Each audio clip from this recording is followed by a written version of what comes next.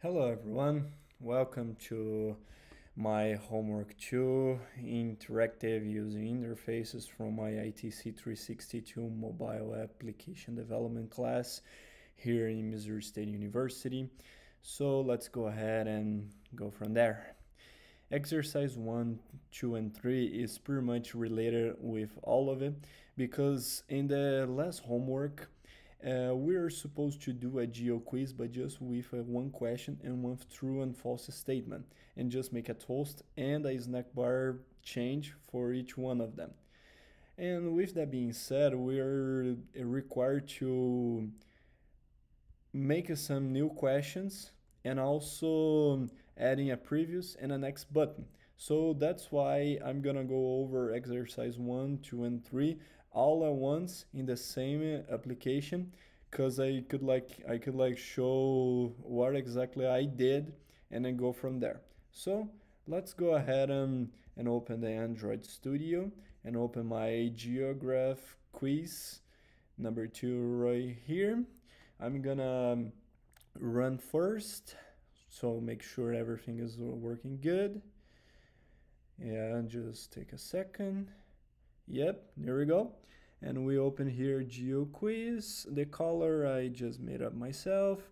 So if I press Canberra is the capital of Australia, I press true and comes a snack bar showing up correct. If I press false, and comes up incorrect as we are supposed to do so. So if I press next, I come the Pacific Ocean is larger than the Atlantic Ocean. The answer is true, correct. If I press false, it's gonna show up incorrect. If I press next to the next question, the Suez Canal connects to the Red Sea and the Indian Ocean. If I press false, it's gonna show up incorrect. If I press true, it's gonna be correct. And the next button goes to the next question. If I press the previous button, goes back to the same question that I just said before, the Suez Channel one, and goes back to the Pacific Ocean, and goes back to the Canberra, capital of Australia, the general one that we already mentioned before. So I'm gonna stop real quick and go over the code. So pretty much what I've been choosing for on the activity main XML, I just put some dimensions for it as I desire to do so. So 400 for 160, that's a pretty decent amount of size for me. And here I can go where I can put a true and a false button statement for all of it. And in the button here we can go start and go back to the end. So that's pretty much how the button works. And if we can go here in the main activity one, we can just show up all the piece of code with all the questions here included on it in the value question bank. And we can come here back on the override function and we can just show an onCreated, and where it says correct shows up the snack bar for the correct statement. If it says incorrect, shows back the snack bar. So that's pretty much for the first part of the homework. So let's go to the second part. So for exercise 4, we have here write an app that simulates a traffic light using a single button, and the button is red and says stop. When the user clicks on the button, it becomes green and says go. When the user clicks on the button again, it becomes yellow and says wait. When the user on the button again, it becomes red and says stop, and so forth.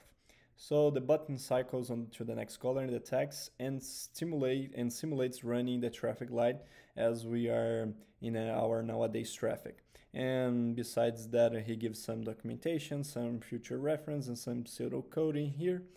So I'm gonna go from the exercise 4, which is supposed to be something like that according to the professor: red with a stop, green with a go, and a yellow with a wait button. So I'm gonna open here again Android Studio and go directly on my traffic light and in my final version of my traffic light, and I can just start my app real quick here so we can show up that everything works correctly fine here. Everything works perfectly fine, so I can just run, wait just for a little bit, and shows up the message with no errors. And here it is. We got the traffic light stop. So red, stop. If I press stop, we go to green with go, and green button with go. If I press go to yellow, we means wait in yellow. If I press wait, goes to red. And if I keep pressing go, wait, red to stop, go, wait, stop, and so on. If I keep pressing, it's just gonna go the same sequence that it was supposed to do so. So I'm gonna stop here real quick. I'm gonna minimize that for now, and I'm just gonna go from where I did my previous values and all that.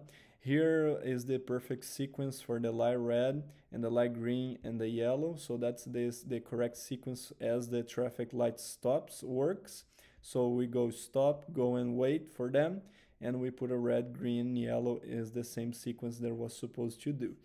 And that's pretty much what I had to do. I added all the pictures that I found on Google to try to make this thing as aesthetic as possible. And I went here on the activity main and just made the dimensions that I desire to do.